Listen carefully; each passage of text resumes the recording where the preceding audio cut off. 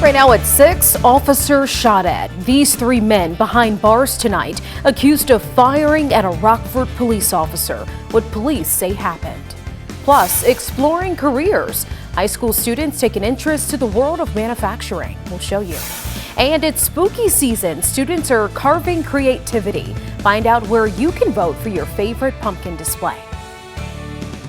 From 13 WREX, your weather authority. This is 13 News at 6. Good evening and welcome to 13 News at 6. I'm Brittany Hardaway. We begin tonight with these 3 men behind bars accused of shooting toward a Rockford police officer last night. Police say they arrested Christopher Stuck, Maurice Kitchen, and Jade Carter on attempted murder of a police officer charges. Here's what police say happened leading up to that shooting. Around 6 o'clock yesterday, an officer saw a stolen car near North Court and John Streets. The officer followed the car, which made a U-turn and started driving toward the officer's squad car, firing at it.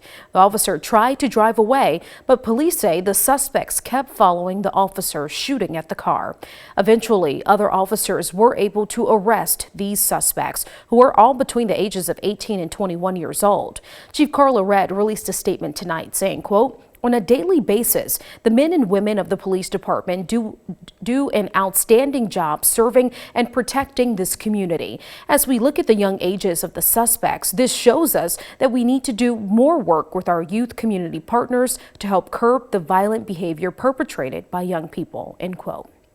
On to a car crash delaying traffic in Rockford this morning. It happened on Auburn Road around 8 a.m. near Auburn High School. Information is limited at this time, but we are working to find out if there were any injuries and what led up to that crash. We'll be sure to update you online at WREX.com and on air.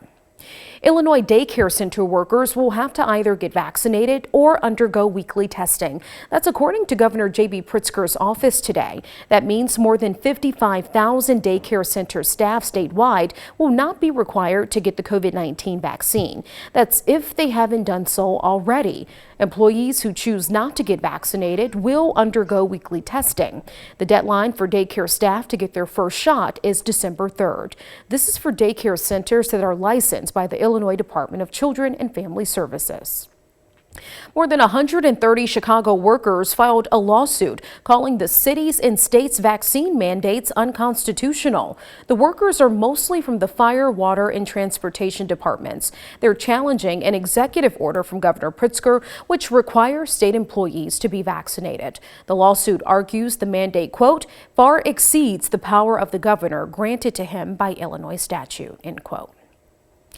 New at 6 tonight, turning to the latest COVID-19 numbers from the Illinois Department of Public Health, the state reports more than 15,000 new COVID-19 cases in Illinois since last Friday, and 183 more people have died from the virus. On the vaccine front, 69% of Illinoisans have received at least one COVID vaccine dose, and 54% of Illinois' population is fully vaccinated.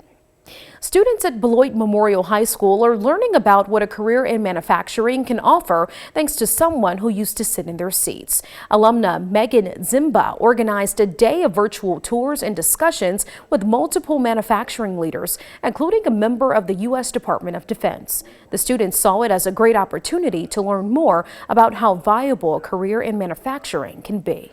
The fact that he's looking into cyber technology, space technology, and all these different things that we could go into if we kept on this career path really piques a lot of interest that I have. I really think it's cool how we can improve and build society with different types of machines and manufacturing. Today's speakers also touched on bringing gender and racial equity to the manufacturing field. Pageant royalty visited Rockford today. Miss Illinois and Miss Wisconsin have been visiting schools around the area for Red Ribbon Week. During today's health fair, kids got to play games and take pictures with both ladies. The fair is built around being compassionate people. Both want to use their platform to spread the message of kindness and positivity to students. It has been great to meet the students of Rockford and community members, so we appreciate everyone who's made this possible. I think it's so important to talk to children about the power of being kind. Miss Illinois and Miss Wisconsin will be competing for the Miss America job in December.